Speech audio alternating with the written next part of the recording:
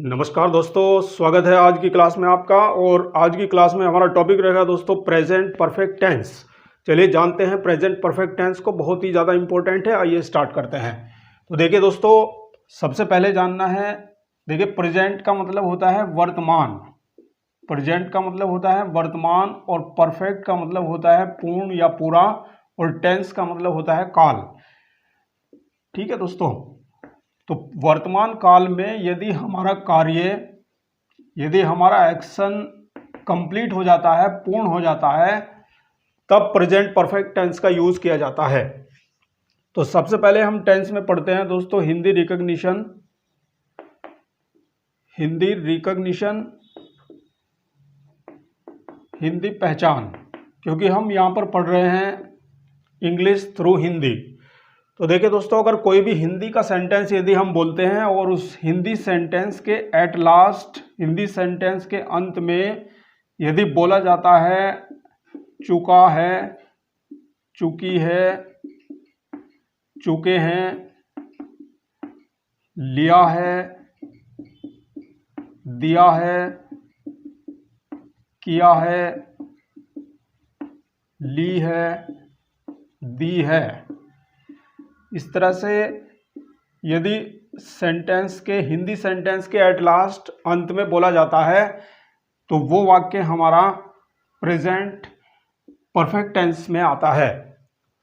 तो मेन पहचान क्या होती है दोस्तों, आपको मेन पहचान याद रखना है कि साउंड बेस होता है। आप इन सभी को देखेंगे कि ज़रूरी नहीं है कि केवल यही आए, और भी बहुत सारी पहचान है, तो उसको हम साउंड बेस से याद रखते हैं। तो यदि सेंटेंस के एट लास्ट साउंड बेस होता है, साउंड निकलती है आ है, ई है, ए हैं, ठीक है दोस्तों। तो ये साउंड जो है हमारी वाक्य के अंत में, हिंदी वाक्य के अंत में यदि ये साउंड आता है, आ है, ई है, ए हैं, तो तब हमारा कौन सा टेंस होता है, तब हमारा प्रेजेंट परफेक्ट टेंस होता है दोस्तों। तो आप देख रहे हैं सभी में यही पहचान है। चुका है में आ है की साउंड है, चुकी है में ई है की साउंड है, चुके हैं में ए है की साउंड है। तो इस तरह से और भी बहुत सारे वर्ड्स ऐसे आ सकते हैं जिनमें ये वाला साउंड आता है, तो ये हमारा प्रेजेंट परफेक्ट टेंस की पहचान होती है। आइए हम आगे बढ़ते हैं, फिर बात करते हैं हेल्पिंग वर्ब की। हर टेंस का हेल्पिंग वर्ब अलग अलग होता है। यहाँ पर दो हेल्पिंग वर्ब होते हैं, हैज़, हैव। ये दो हेल्पिंग वर्ब होते हैं। किस तरह से सिलेक्शन किया जाता है, कहां पर हैज लगेगा, कहां पर हैव लगेगा।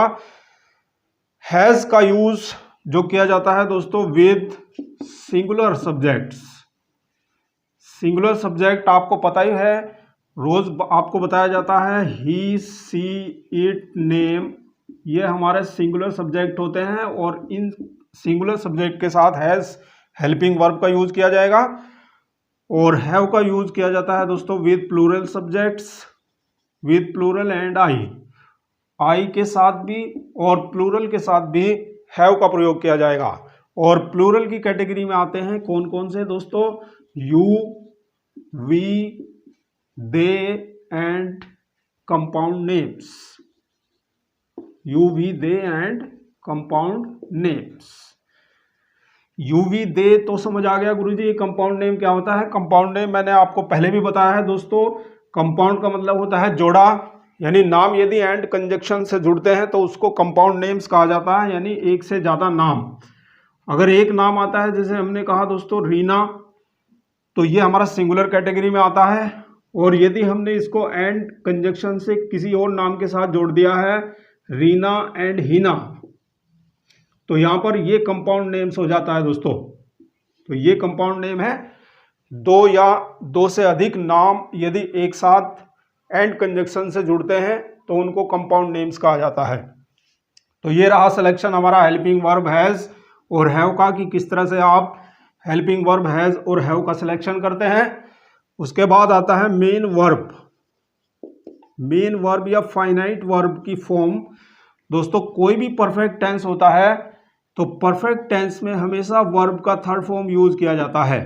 यानी आप समझ सकते हैं दोस्तों, V3 फॉर्म यूज किया जाएगा, वर्ब का थर्ड फॉर्म यूज किया जाएगा। जैसे वर्ब की 3 दशाएं होती हैं दोस्तों, कम से कम 3 दशाएं होती हैं।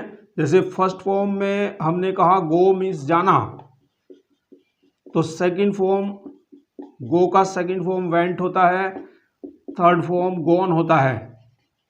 तो ये वाली जो तीसरी दशा है ये वाली इस टेंस में यूज की जाती है। तो इस तरह से वर्ब की 3 फॉर्म जो है, first form, second form, third form, आप इसको V1 कहते हैं, V2 कहते हैं, V3 कहते हैं। ठीक है दोस्तों, तो V3 फॉर्म का यूज किया जाता है। आइए हम सेंटेंस स्ट्रक्चर देखते हैं। सेंटेंस स्ट्रक्चर्स को क्लियर करते हैं दोस्तों। सेंटेंस स्ट्रक्चर्स, वाक्य संरचना, यानी वाक्य किस तरह से फॉर्म होता है, किस तरह से वाक्य की संरचना होती है।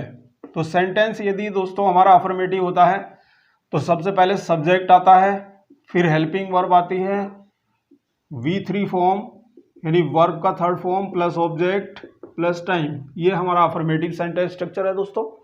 बात करते हैं निगेटिव सेंटेंस स्ट्रक्चर की। यदि वाक्य निगेटिव होता है तो किसी भी टेंस का निगेटिव कैसे बनता है, उसी टेंस का हेल्पिंग वर्ब के बाद नॉट लगाने से निगेटिव बन जाता है। तो subject plus helping verb plus not plus third form of the verb plus object plus time, ये रहा हमारा निगेटिव सेंटेंस स्ट्रक्चर। बात करेंगे सिंगल इंट्रोगेटिव सेंटेंस की।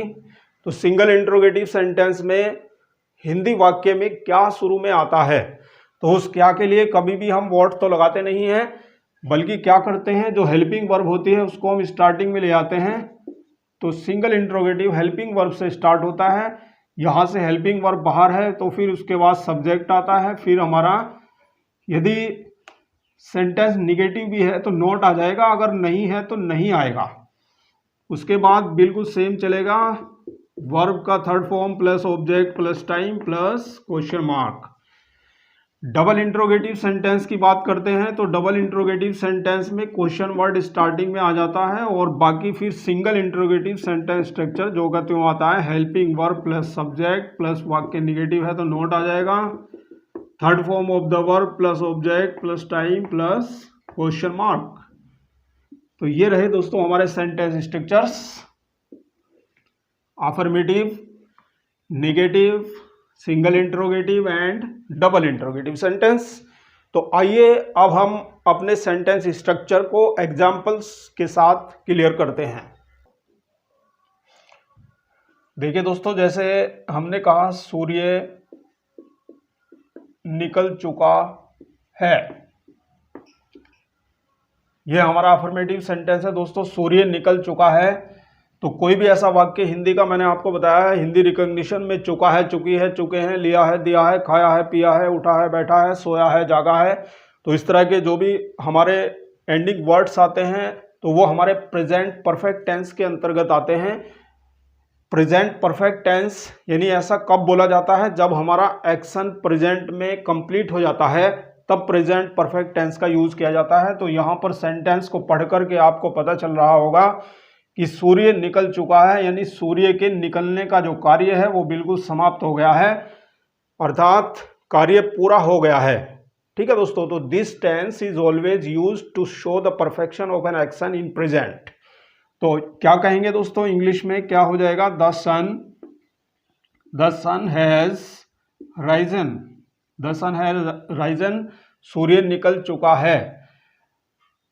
हेल्पिंग वर्ब सिंगुलर सब्जेक्ट है तो हैज आया है, और जैसे हमने कहा दोस्तों कि वे जा चुके हैं, वे जा चुके हैं, तो क्या हो जाएगा, they have gone, they have gone, वे जा चुके हैं। सिंगुलर सब्जेक्ट है तो हेल्पिंग वर्ब हैज का यूज किया जा रहा है, प्लूरल सब्जेक्ट होने पर हेल्पिंग वर्ब हैव का यूज किया जाता है, और वर्ब का थर्ड फॉर्म बिल्कुल सेम रहता है, सब्जेक्ट पर इसका कोई प्रभाव नहीं पड़ता है, सब्जेक्ट चाहे सिंगुलर है या प्लूरल है, परफेक्ट टेंस में हमेशा थर्ड फॉर्म का यूज किया जाता है। इसी तरह से मैंने कहा दोस्तों कि मैंने अपना काम पूरा कर लिया है, मैंने अपना काम पूरा कर लिया है, तो क्या बोला जाएगा, I have completed I have completed my work, मैंने अपना काम पूरा कर लिया है। इसी तरह से और देखिए, अध्यापिका कक्षा से बाहर जा चुकी है। तो क्या बनेगा दोस्तों? The teacher has gone out of the class.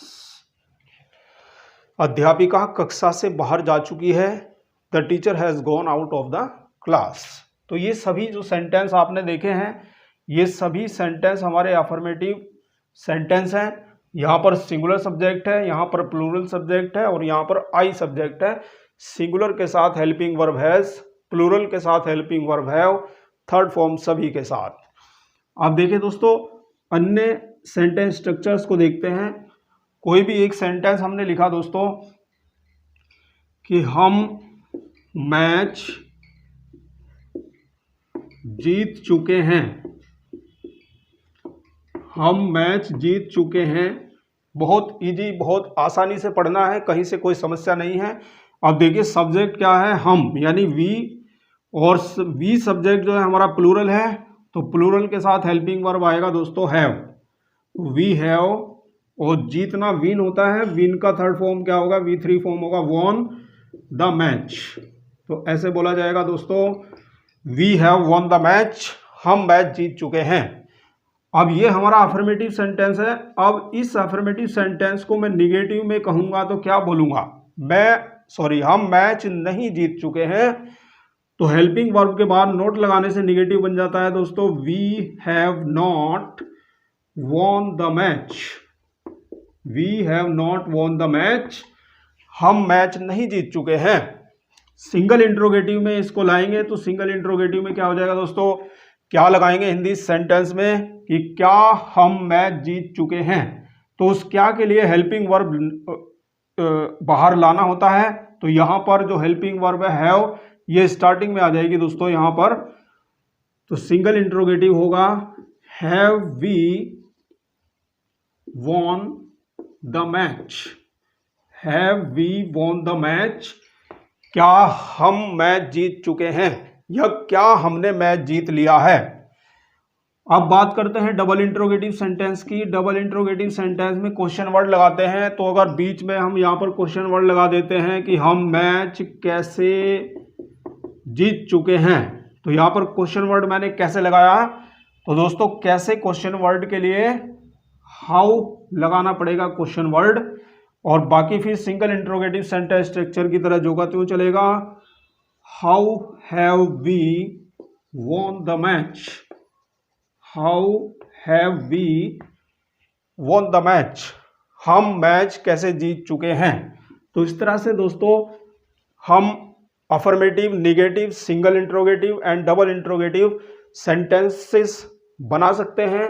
और भी इनके अलावा जो मैंने एग्जाम्पल दिए हैं, आप बहुत सारे सेंटेंस प्रैक्टिस में बना सकते हैं और अपने डेली लाइफ में प्रेजेंट परफेक्ट टेंस का यूज कर सकते हैं। दोस्तों वीडियो आपको आज का कैसा लगा कमेंट बॉक्स में कमेंट करके बताइएगा। दोस्तों thank you very much for watching this video. मिलते हैं नेक्स्ट सेशन में नेक्स्ट टेंस के साथ।